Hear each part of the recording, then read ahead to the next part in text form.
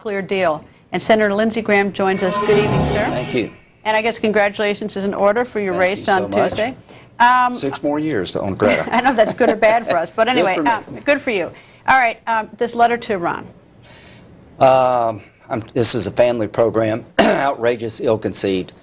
To join with Iran to fight ISIS is crazy at 2 levels. Number one, if you wanted to help ISIS recruit more fighters, nothing would be better than saying, come to Syria and fight the great Satan America and the great heretic Iran. You'll get 144 virgins. So it would be the ultimate fight for any Sunni extremist to fight Iran and the United States at the same time.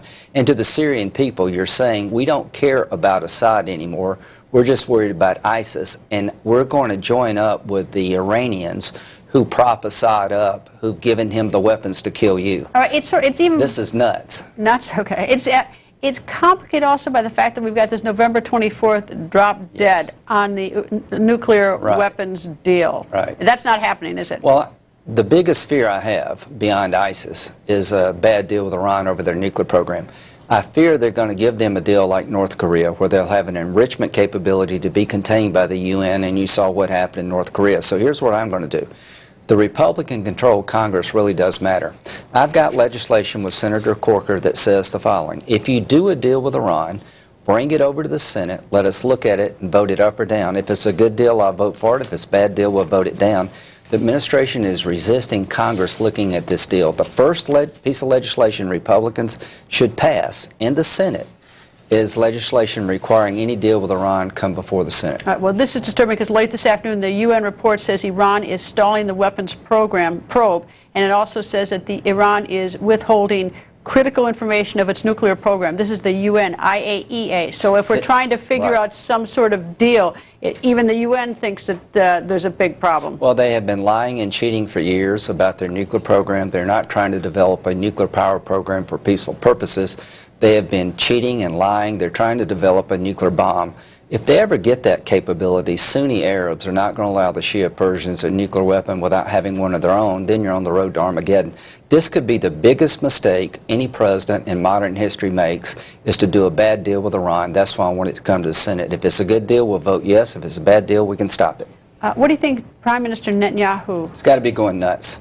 He's got to be dumbfounded that his best ally, the American people, through the Commander-in-Chief, Barack Obama, is doing one crazy thing after another. I can only imagine how the Israelis must feel to hear that we were willing to join with the Ayatollah in Iran to engage in Syria and put the nuclear deal as part of that agreement. I can only imagine what they're thinking in Arab capitals, what they're thinking in Israel. I can tell you what I'm thinking, that this commander-in-chief has lost his way. He is so far in over his head. President Obama, for him to even imagine one moment a deal with Iran would be good for us in the region just blows me away. So what's going to happen? Well, Congress is going to come in and have a say. We're going to stop some of this crazy stuff. This 1,500 going into Iraq, why wasn't that done in September when it really could have helped? To him, national security and war is just politics in another form. That's what I hate so much about the Obama administration. They're playing politics with every wartime decision. In September, the military... You say they as though... you're talking about... It's his team, but it's ultimately him.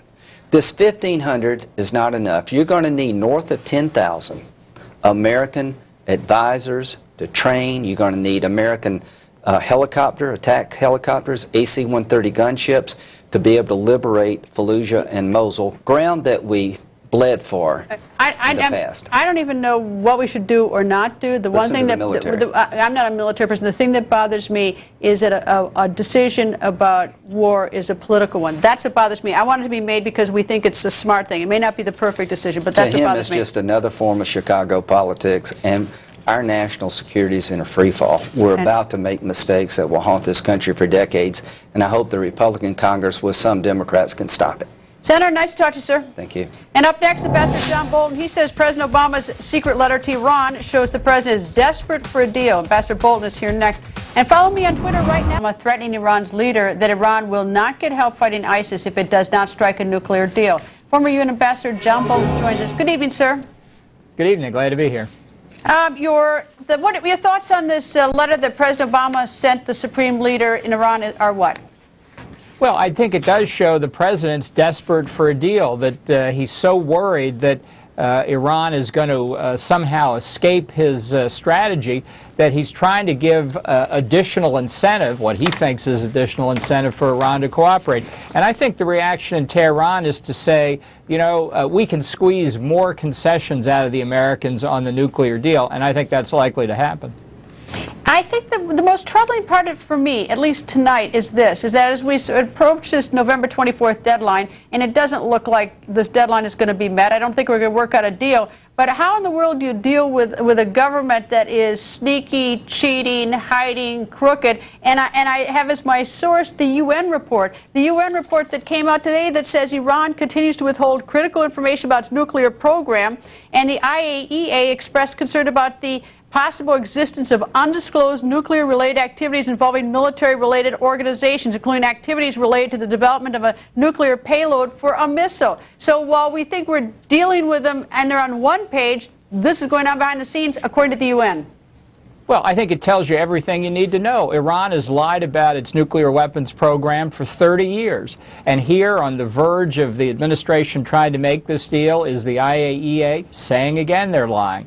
The administration's response is, well, you know, after the deal is signed, Iran will comply for the first time since 1979 in the Islamic Revolution, and the IAEA will be able to find out if they're in violation. It's not going to happen. It's not going to happen.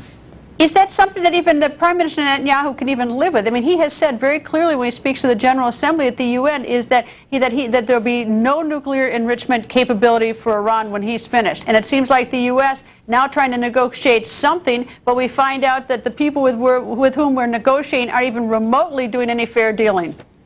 Look, how sad is this negotiation? When the British and the Europeans started on this route 12 years ago, the fundamental premise of allowing Iran the peaceful use of nuclear power was that they would not be allowed to have routes to nuclear weapons. On the front end of the nuclear fuel cycle, they would not be allowed to enrich uranium, and on the back end of the nuclear fuel cycle, they would not be allowed to reprocess plutonium out of spent fuel. They've already got a reactor operating at Bushehr from which they'll be able to extract plutonium, and the administration long ago gave up the enrichment issue, so that the only question is how much enrichment will Iran be allowed to do. This is a disastrous agreement. I think it's appeasement. I don't think there's any other way to characterize it. I don't know whether they'll make it by the 24th of November. If they don't, they'll extend the deadline. Ambassador, thank you, sir.